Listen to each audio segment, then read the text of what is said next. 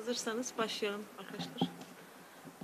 Değerli basın emekçileri ve televizyonlara başında bizleri izleyen herkesi buradan selamlıyorum.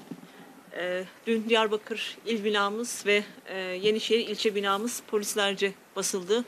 İl ve ilçe eş başkanlarımız gözaltına alındı. İktidar demokratik siyasete karşı suç işlemeye durmadan devam ediyor.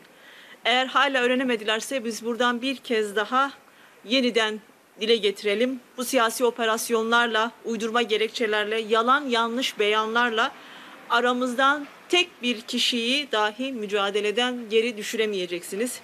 İktidarın ne siyasi komploları ne de faşizmi HDP'nin sesini kesemeyecek, hakikatin sesinin halkımıza ulaşmasını engelleyemeyecektir.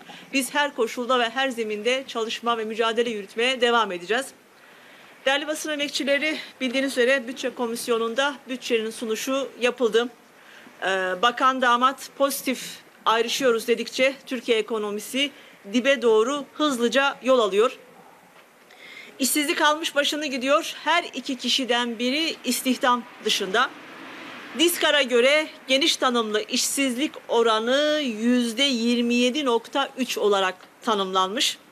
İstihdam bir yılda 1.254.000 kişi azalmıştır. İstihdam oranı %43,5'e gerilemiştir.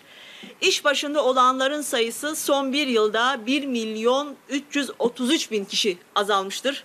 Ümitsiz işsizlerin sayısı bir yılda 614.000'den 1.335.000'e yükselmiştir.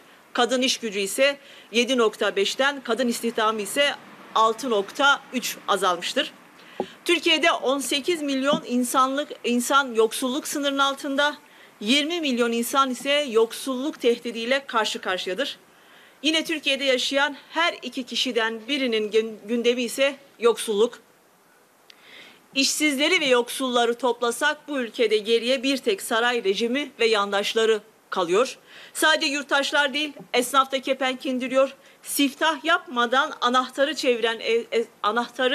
çeviren esnafın hali perişan. Son 1,5 yılda 161.000 esnaf kepenk indirdi.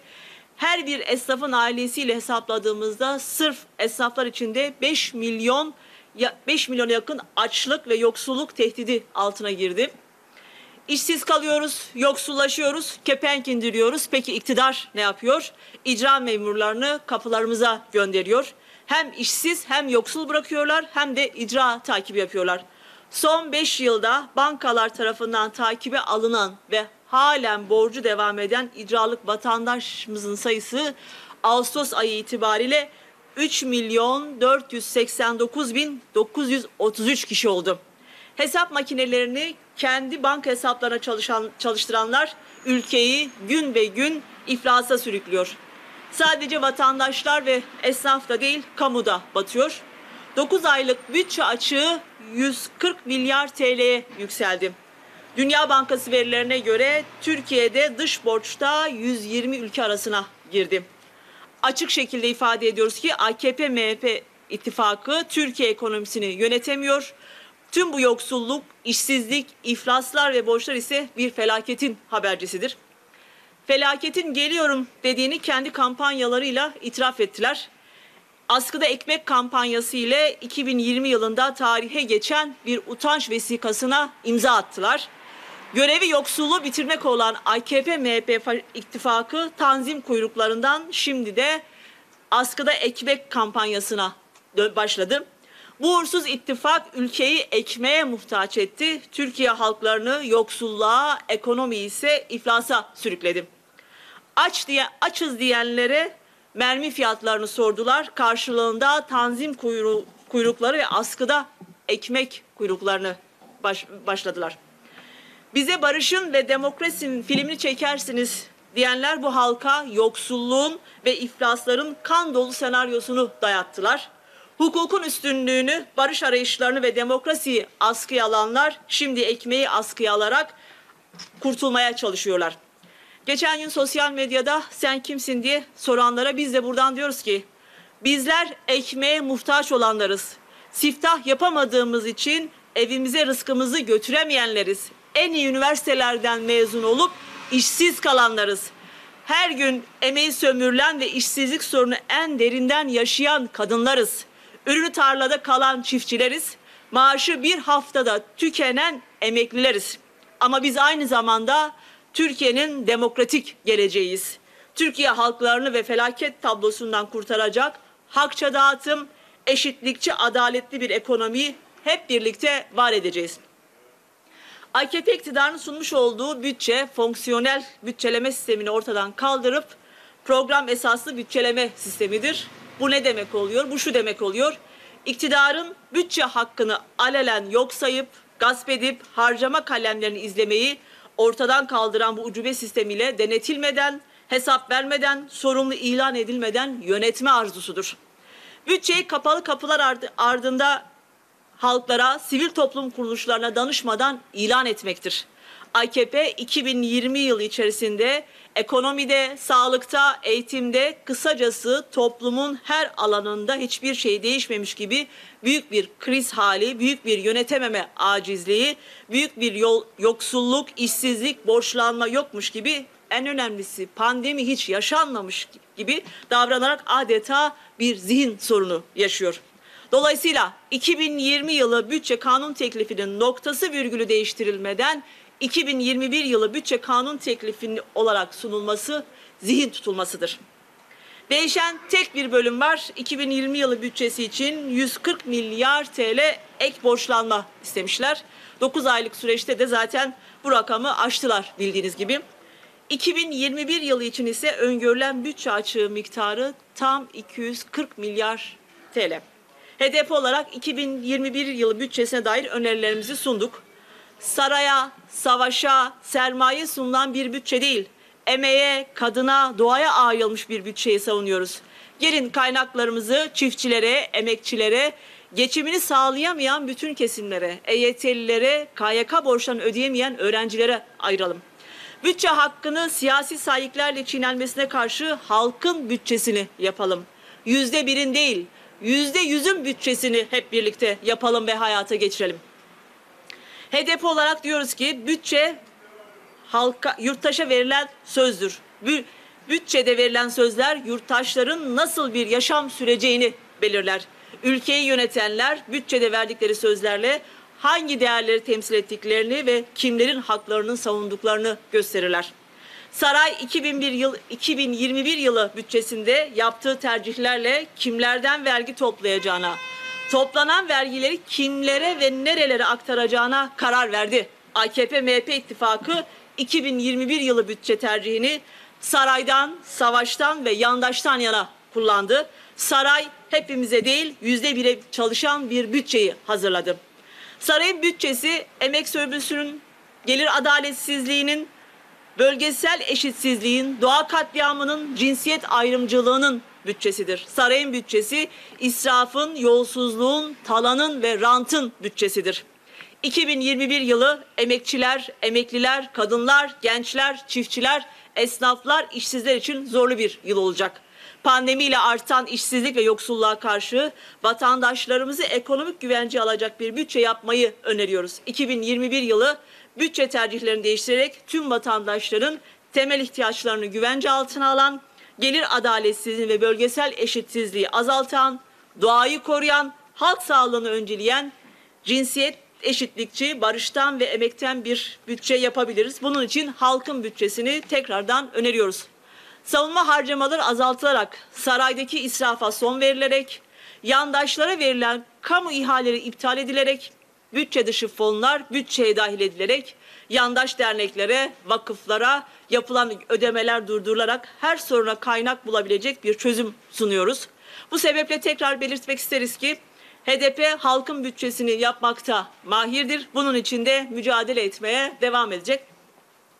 Değerli basın emekçileri, halkın bütçesini korumak için yürüttüğümüz mücadele kayyım atanan belediyeler için de devam edecek. Halka hizmet için kullanılması gereken belediye kaynaklarının yandaşlarına aktarılmasını teşvik etmeye devam edeceğiz. Biz halka hizmet dedikçe saray yandaşa peşkeş demeye devam ediyor. Belediyelerimiz yandaşları zengin etmek ve Kürt halkının iradesini ortadan kaldırmak için gasp ediliyor. 48 belediyemize kayyum atayarak halkın seçme seçilme hakkını yok sayan AKP iktidarı belediyelerin üzerinden yolsuzluğa, talana, hırsızlığa devam ediyor. Fakat artık mızrak çuvala sığmıyor. Hırsızlıklarını daha fazla örtemiyorlar. Bu yüzden de her türlü yalana ve iftiraya başvurmaktan da kendilerini geri tutmuyorlar. Açıkça söylemek istiyoruz. Belediyelerimizin tüm kaynaklarını sizin yaptığınızın aksine halka hizmet için kullanıldı. Fakat 31 Mart'ta size kaybettirdiğimiz belediyelerde ise sizler neler yaptınız? Biz söyleyelim ve tek tek buradan bir kez daha hatırlatalım.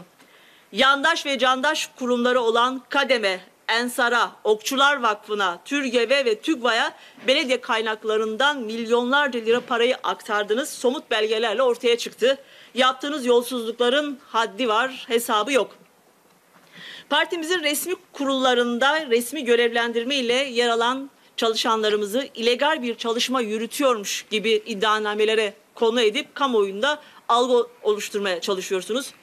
İktidarın yandaş basının, yargının ve kolluğun seçilmişlerimize dönük illegalize etme uğraşlarının bir ayağı da partimizin demokratik yerel yönetimler kurullarına yöneliktir.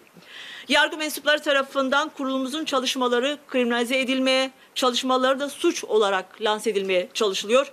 Atadığınız kayyumları halkın gözünde meşru kılamadığınız için bu defada seçilmişlerimizi ve partili çalışan arkadaşlarımızı hedef gösteriyorsunuz. Kurulumuzun oluşumu ve işleyişi parti meclisimiz tarafından onaylanan demokratik yerel yönetimler çalışma yönetmeliğinde belirtilmiş olup çalışmaları da bu yönetmelik esasında yürütmektedir. Ayrıca yerel yönetimlere dair yönetmelik hazırlayıp ve bunu Yargıtay'a sunan tek parti olduğumuzda buradan hatırlatmak isterim. Sadece partimizin değil, bütün siyasi partilerin yerel yönetimler komisyonu veya birimleri bulunmaktadır. Partimizin de demokratik yerel yönetimler kurulu, diğer siyasi partilerin yerel yönetim alanında oluşturulan birimlerinden veya komisyonlarından farksız değildir. Kurulumuzun faaliyetlerine başladığı ilk günden itibaren belediyelerimizin halk odaklı, toplumcu belediyecilik çalışmalarını yürütmesi için çaba göstermiştir. Bu doğrultuda görev alan her arkadaşımız bu görevin kendisine yüklediği misyonu yerine getirmek için azami özen göstermiş ve göstermeye de devam edecektir. Yerel yönetimler alanında suç bulmak istiyorsanız eğer kayyum atadığınız belediyelere bakabilirsiniz. Seçilmiş belediye eş başkanlarımızın yerine atadığınız gasp memurlarının yarattıkları tahribatları ve yolsuzlukları incelerseniz eğer yeterince suç unsuru göreceksiniz. Sadece Mardin Büyükşehir Belediyesi'nde görevlendirilen kayyum Mustafa Yaman'ın yaptıklarına dahi bakarsanız aslında ne demek istediğimizi çok iyi anlayacaksınızdır.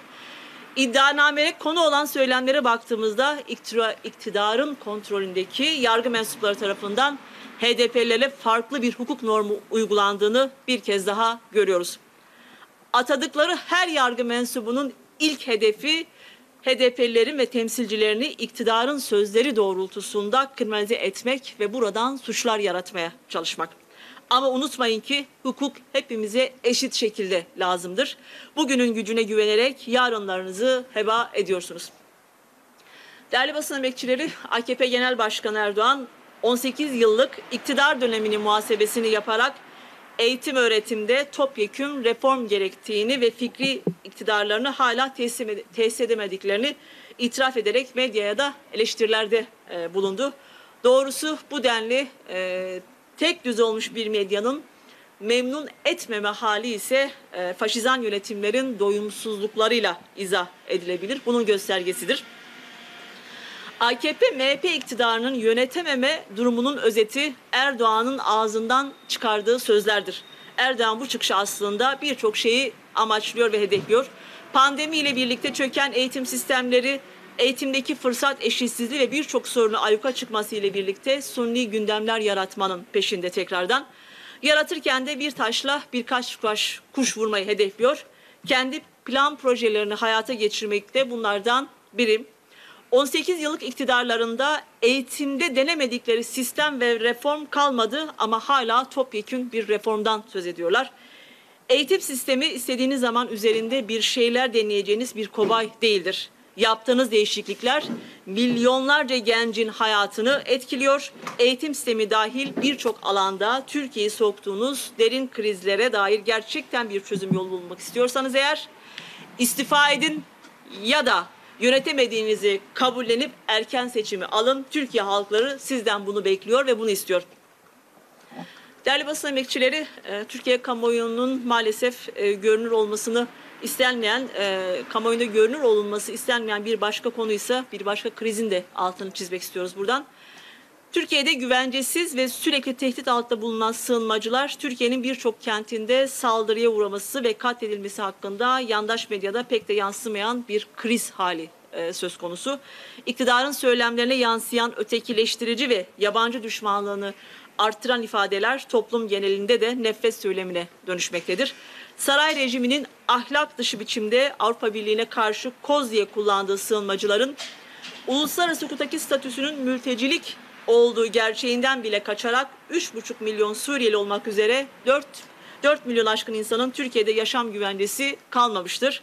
Sığınmacılara karşı işlenen suçlar büyük oranda cezasızlıkla sonuçlanmakta ve bu durum sığınmacılara karşı daha da fazla suistimale ve fiziki şiddete dönüşmektedir.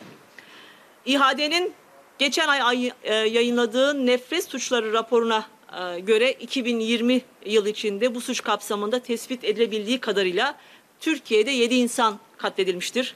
Bunlardan 3'ü Suriyeli çocuktur. 3 gün önce de Konya'da sırtından bıçakla katledilerek 14 yaşında Vail El Mansur ise tespit edilen 4.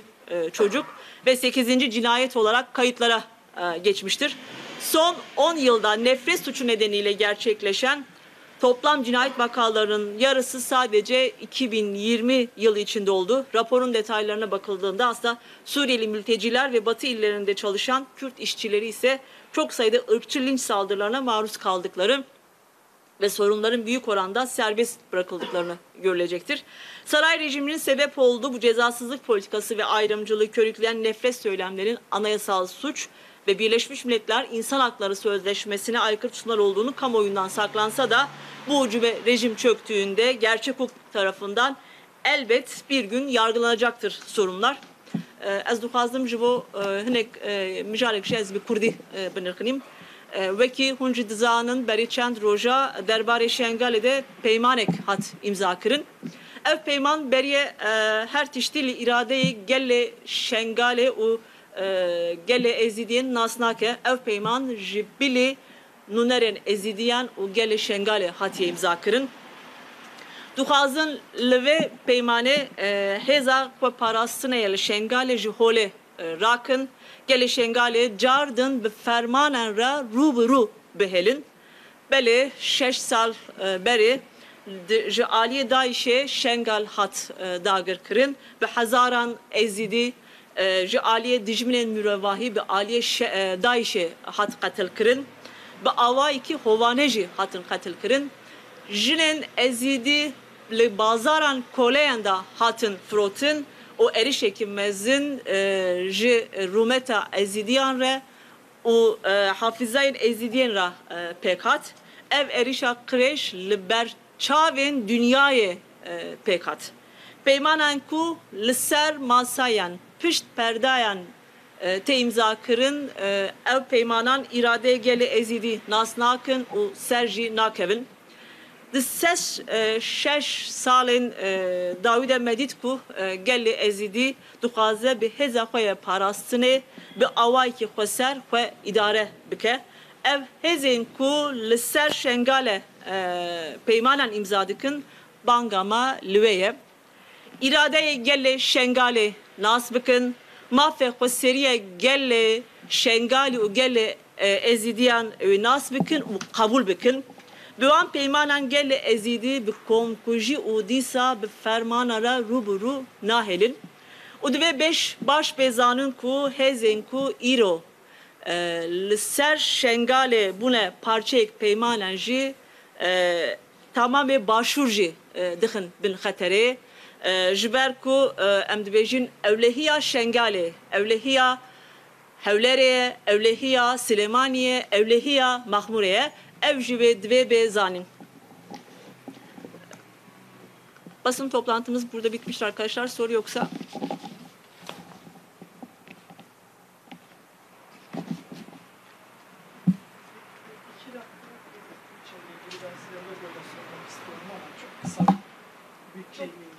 Çok hızlı çıkmam. 2 dakikanız var. Fazla zaman. Uçak kaçıracağım yoksa. 2 dakikadan fazla zamanınız olmayacak. Böyle özel dosya yaptığınız zaman logoyla almak daha iyi oluyor. Bizim için değindiniz ama bütçelerde genel olarak temel problem şu, yani sağlık, eğitim, kültür vesaire bunlar çok rahat kapılanlar, özellikle savaşın daha fazla olduğu